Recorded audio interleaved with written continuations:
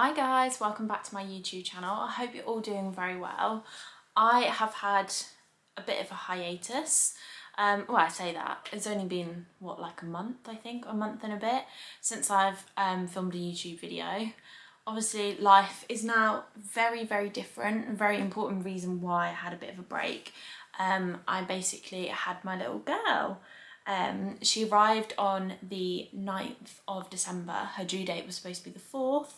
And yeah, she's just a bundle of joy. She's also sat right next to me, so if you hear any sort of like grunting noises, it's because I think she's trying to go to the toilet. Obviously, I have very much been in like a newborn bubble, still am in a newborn bubble, so I haven't really felt the need to like pick up the camera or anything like that. I've just sort of taken time away, but it's just been so nice like soaking up all like the newness, because she is literally changing every single day. Like, I look back at photos from when she was born and I look at her now, I'm like, she's a different person, which is crazy, but it is such an exciting time. I just thought I would come on here basically and talk to you guys about my birth story. Now, my birth story wasn't as I planned. I mean, are they ever? I don't think I've actually met anyone or like talked to anyone that has said their birth went to plan or like what they expected and had planned out, that kind of thing. Hence why I didn't really plan anything, because I just knew it wasn't gonna happen. Yeah, I really enjoyed watching these on YouTube before, like when I was pregnant. So I thought I would sort of just tell you guys a bit about mine. Just as a disclaimer as well, before I start, I don't want to make this video to like put anyone off or anything like that.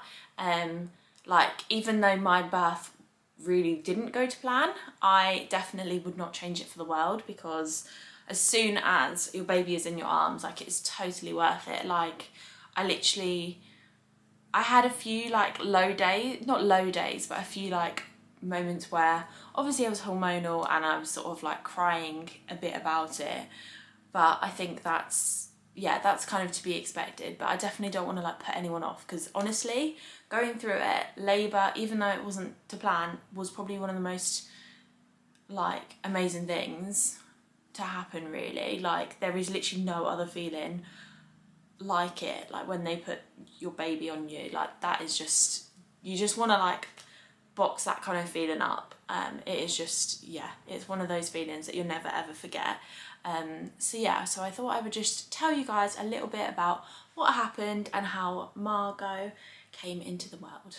Like I said, she was due on the 4th of December, so my birthday was the 2nd December. Everyone thought she was going to turn up on my birthday, but that wasn't to be. I basically started measuring really quite big, about 30. I mean, I was already quite big, I feel like, in the whole of my pregnancy. Like, there wasn't a time where I didn't think, oh, I'm actually, like, when I look at people now, their bumps when they're like 20 weeks and stuff, I'm like, wow, my bump was actually quite big and stuff like that for that time frame. So yeah, but then it started to kind of not concern people, but my midwife flagged that I was measuring really big at my 36-week appointment, I think. Was it 36? Yeah, I think it was my 36-week appointment, because Kyle was there with me. And she basically sent me then for a growth scan, because she basically said, like, you're 36 weeks, you're measuring at 40 weeks by your bump.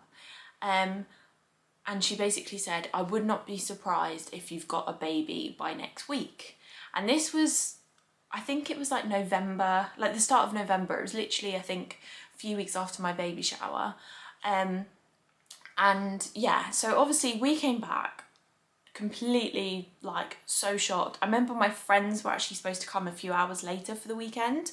And I remember being like, oh my God, is this the last time I'm going to see my friends before, you know, and all that sort of stuff. And it was all quite like crazy.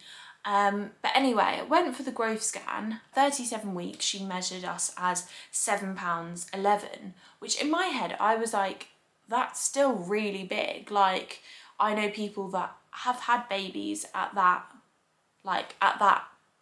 you know, 40 weeks or whatever, or 42 weeks kind of thing, and their baby measures that much. So I was a bit concerned, and I sort of said like, oh, is that it? I'm not going to speak to a doctor kind of thing. And then I think they call it sonographer. She basically said, no, you're fine, like everything's fine, like be on your way basically. And I was like, oh, okay, right. So I was still a bit concerned, and when I had my 38-week midwife appointment, I said to my midwife, I'm not very confident, like that things are, I just feel like she should be like, well, I say she now, we didn't know what baby was at that point, but I was like, I really feel like they should be arriving earlier, or like inducing me at like 40 weeks kind of thing, because I'd been to the GP about my pelvic girdle pain, and he also said I don't think you should be going past 40 weeks. So I just kind of expressed my concern that, you know, and she said, no, like you can't really book in induction, like just because you think it's too big kind of thing. She said, you've had your scans, like it's absolutely fine, like, you know, there's nothing to be worried about at all, really, like I promise you there isn't. So I was like, okay, that's fine then. And she was like, I tell you what, I will book you in. So this was my 38 weeks. So she then said, I'll book you in for a sweep early. So I was booked in for 39 weeks for the first sweep, and at 40 weeks +4 for the second sweep. Yeah, so then that happened, and then my due date came, nothing.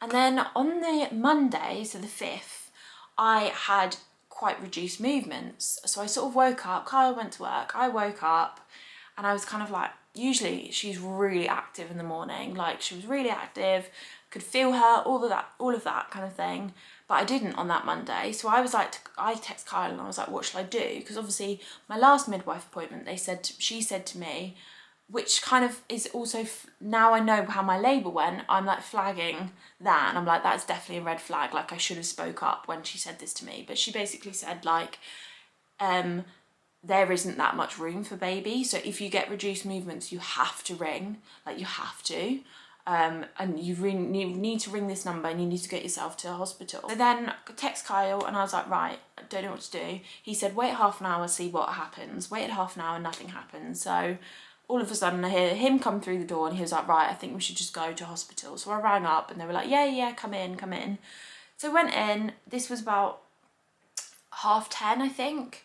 Straight away they put me on monitor, that kind of thing, and they monitored baby's movement. It was about 11:30, I think, and basically she said, you need to wait for a doctor, and we'll get you off the machines. You basically need to go back out, I'm afraid, to the waiting room, and we need to wait for a doctor because we need to talk about next steps, because this is the second time now you've had reduced movement.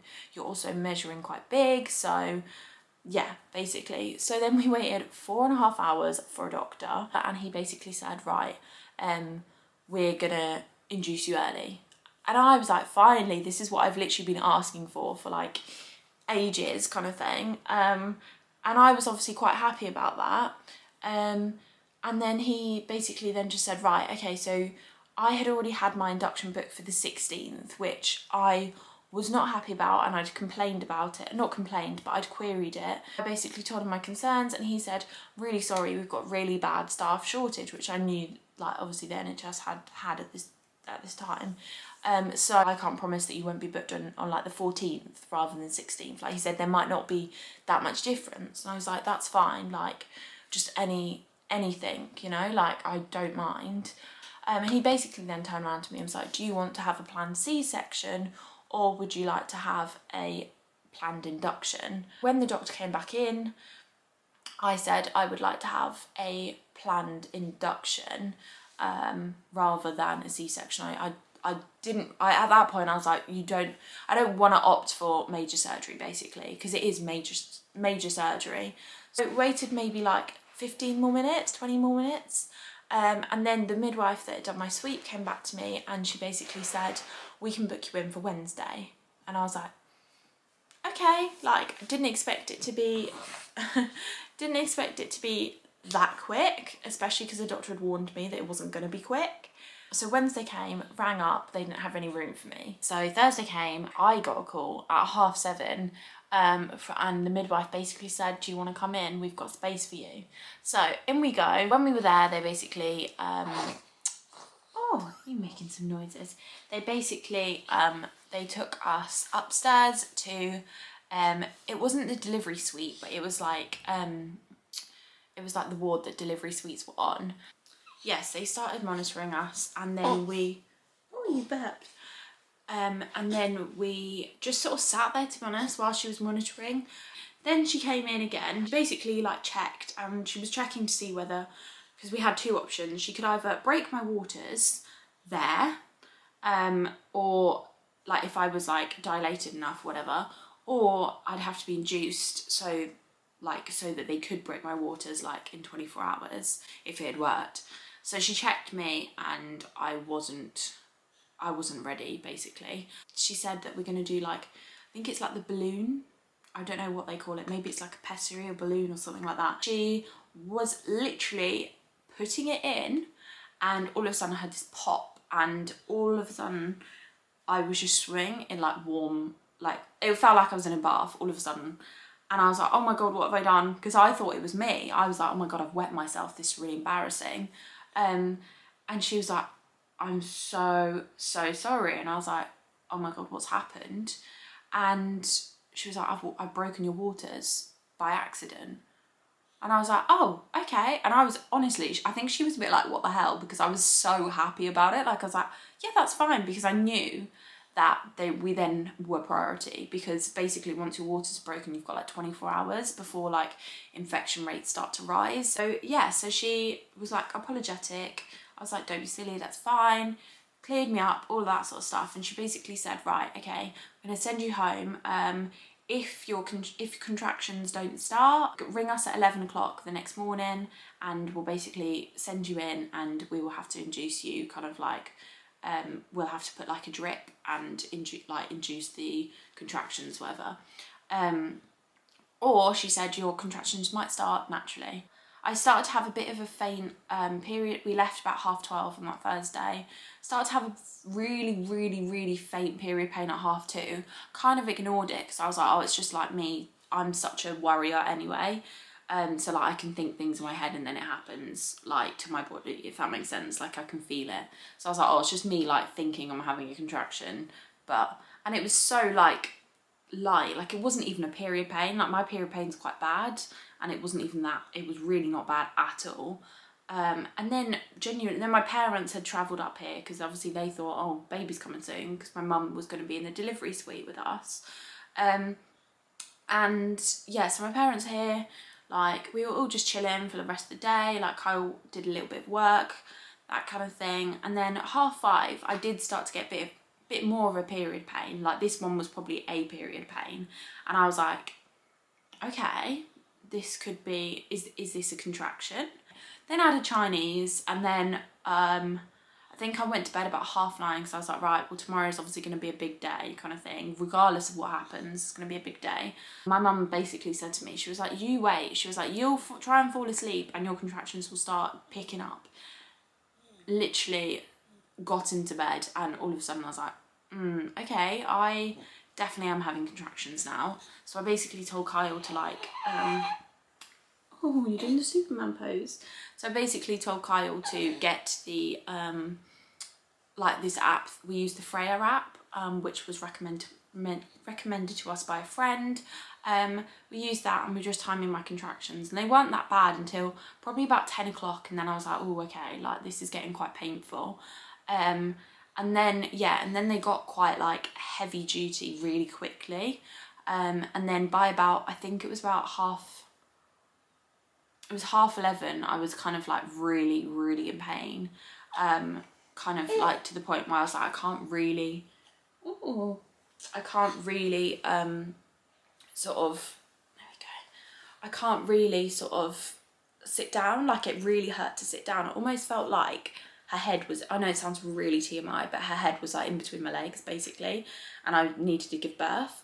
So I told Kyle, I was like, can you ring the hospital? I was like, I need to go to the hospital now. Like I don't want to like, I don't want to be here. I need to be in a hospital.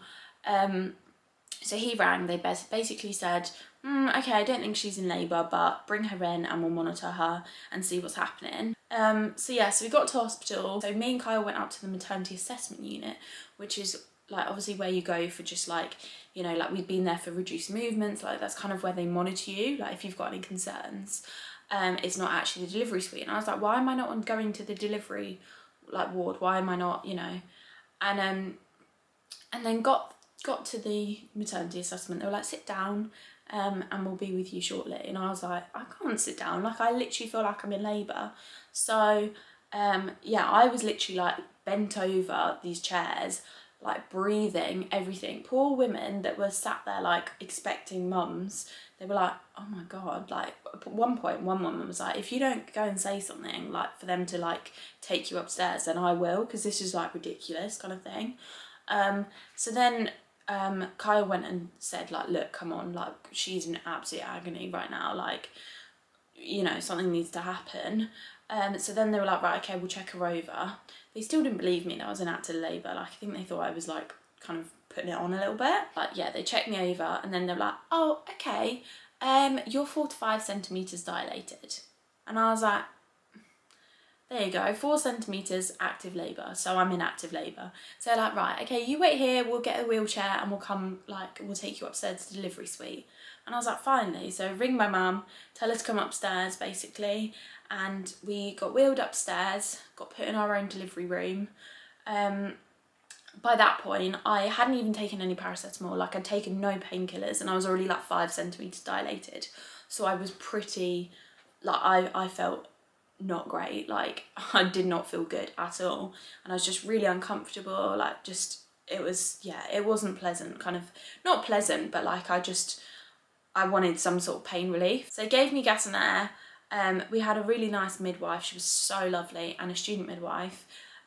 Yeah, both lovely. And yeah, and then like nothing happened until about 2 o'clock, and then at that point I was like, the gas and air's not working, I need an epidural. And originally I wasn't going to go for an epidural, so then they got me set up for an epidural, which was hard, like because you were having contractions and you had to sit on the edge of the bed whilst having those contractions, and you basically couldn't move because they were putting a massive needle in your spine. It was all right, like it wasn't too bad, and once I had the epidural, life was amazing, and obviously just felt no pain whatsoever. Then about 5:30, a doctor came in and they were like, your ECG is looking quite like funny kind of thing to me. So like, oh, just keep it monitored, like blah, blah, blah. And we'll see. So then they checked me, that's it. About 5 o'clock, 5:30, they checked me, and I think I was 6 centimetres dilated. So I hadn't moved up much. Yeah, 7 o'clock came, and basically they came and monitored me again, because my heart rate was going a bit funny. So the doctor came back, and her heart rate was being a bit funny as well. But there was like nothing of concern, it was all good. And yeah, and then we just basically, I think they checked me, because the doctor was like, I'm going to check her at 7:30 and see what happens. And so they checked me and they were like, oh, okay, you're 10 centimetres dilated. And I was like, oh my God, okay, right, okay. And I think everyone then sat up and they were like, okay, it's time, kind of thing. And literally as soon as the woman was like, right, okay, we're going to start pushing, or we're going to get you ready to push, and they had a switch, like a swap over kind of thing of midwives, because obviously it was night going into the day shifts. We got a new midwife and a student midwife with us, who again were lovely. I was like thanking the other midwives because they were so nice. And to be honest, I was like really quite happy at that point. Like I couldn't feel anything, no pain whatsoever, and I was just like, oh my God, I'm gonna meet my baby kind of thing. And yeah, so I started pushing, and maybe like half an hour into pushing, so this was probably about 8 o'clock, they like the midwife basically started using these like techniques and stuff, just basically different methods of trying to like pushing basically. But at that point I was obviously oblivious. My mum now says at that point, that's when she could tell the midwife was like, something's not going quite right. Got to 8:30 and I'd been pushing for an hour, still nothing happened. Doctor came in and he was like, okay, and just basically said monitor. And then I think I was then pushing until probably about maybe like 9:15, And so I'd been pushing for well over an hour. I was starting to get really exhausted, like really exhausted. But then the doctor came in at 2:45 and basically like the midwife went out with him. Some woman came in and basically just said, we're getting the baby out now. And I was like, what kind of thing? And basically they said like baby's heart rate, like Margot's heart rate was like dipping. My heart rate was going a bit funny as well. And they basically were just saying she's stuck. So she wasn't coming down the birth canal properly. Like she was going in like she'd caught her face or something like that. It's just all of a sudden, and this is when for me, like my birth plan just went not out of the window because, you know, there wasn't really a birth plan anyway, but this is when it started to get really quite like traumatizing for me. I basically, then all of a sudden there was probably about 15 people in the room. They were like, right, get her prepped for theatre, that kind of thing. Like it was all very like 0 to 100 very, very quickly. Like I can't really remember that much about it because I think I like actually blocked it out of my mind kind of thing. But I remember my mum starting to look really worried and Kyle started to look really worried. And I started, like, I was at this point, I started crying because I don't like surgery, I don't like any of like that sort of stuff. And I was just so worried that like something was going to happen to her. Oh, getting sad. So then literally, I'm so glad I did have the epidural because then they managed to put like a spinal block in me and everything like that. So like, I was like prepped and like ready kind of thing. But just like people were just like touching all these machines, they were getting me ready and it was just all very like, I felt like I had no control whatsoever. And I was like signing these forms away because they basically said, right, we're going to do a forceps delivery and like emergency C-section if that fails after a few attempts kind of thing, because we need to get her out now. And so yeah, so it was all very like, you know, I was just really sad. Then when I got wheeled out, I just remember literally like saying to my mum like, oh, I remember saying like, oh, I love you, like, you know, getting sad. Yeah, I remember like saying to her like, I love you, and then I just kind of like went out. Kyle wasn't with me at that point because they basically had to take him. Oh. I'm glad that I'm filming this now, not like when I actually first had it, because I feel like I would have cried so much more because my hormones were everywhere. But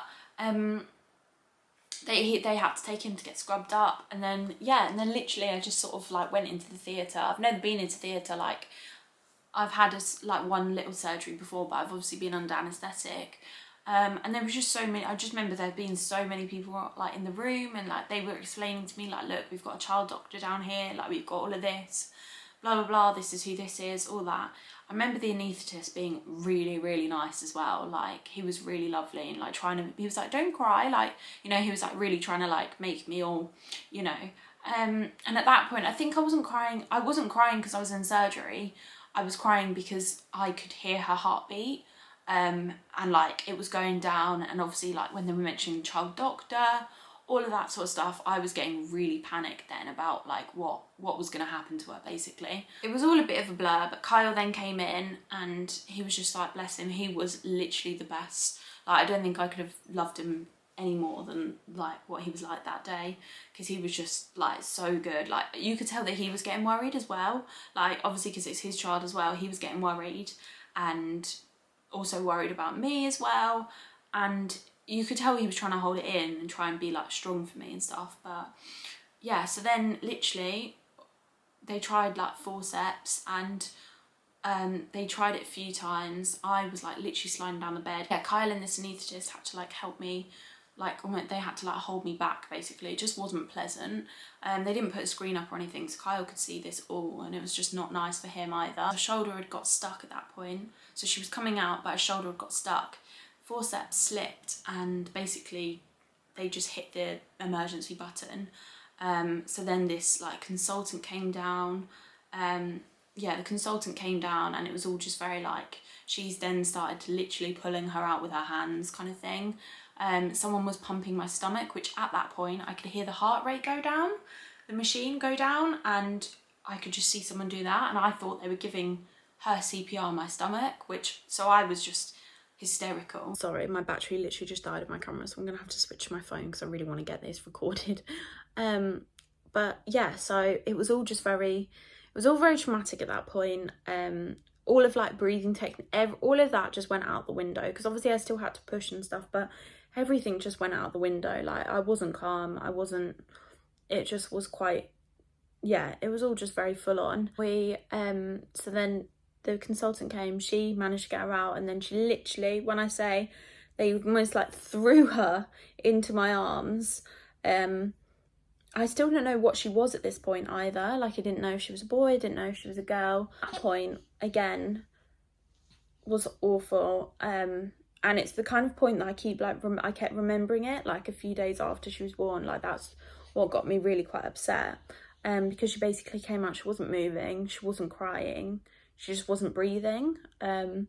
So they were kind of like, they chucked her on me to try and get her to like kind of signal some sort of like movement. And honest to God, that was probably the longest like few seconds of my life. Like, it was like probably about probably about 10 seconds, but it felt like forever, and it was horrible. Like, both me and Kai were in hysterics. Then all of a sudden she just murmured, and honestly, she murmured and then started crying, and literally, yeah, like, it was so relief, like, it was such a relief to like hear her. Like, it was so nice. And then obviously we were just like completely like, we were both sobbing, because we'd obviously been sobbing because we were like, oh my God, our baby, what's happened? And then we were sobbing then because we were like, oh my God, she's okay, and we've got a baby, all of that sort of stuff. And they took her off for like, because we asked for the like cord thing, like the cord clamping to be delayed. And then they waited for that, and then they took her off, and the doctors checked her over like in the room kind of thing. So I was watching and everything, and then they were like, she's absolutely fine, like, because they worried that because her shoulder had got stuck, that her shoulder was going to be broken and all that sort of stuff. But she was absolutely fine. Like, they said obviously she had a bit of a cut on the back of her head from like bruise and stuff from where the forceps slipped. But other than that, she was like, they were like, she's perfect, like, she's healthy, you know, you're all good. Because obviously it had been so like tuggy, whatever. I had like a 3rd-degree tear, which obviously is like not nice.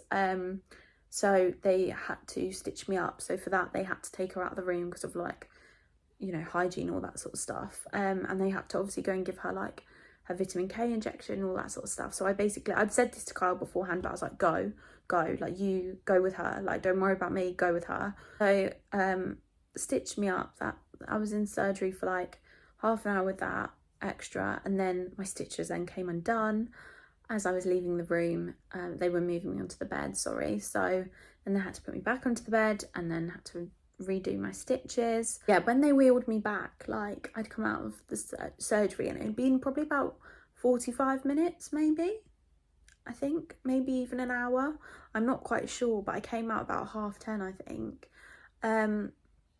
And I literally came out, and then I like saw Kyle with Margot, and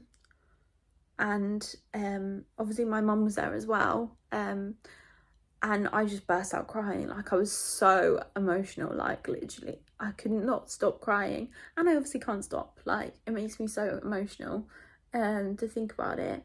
And yeah, and like, it was just so nice. I've even forgot the part where they told us she was a girl, but yeah, when they told us she was a girl, we were both in like utter disbelief, because everyone had said that she was a boy.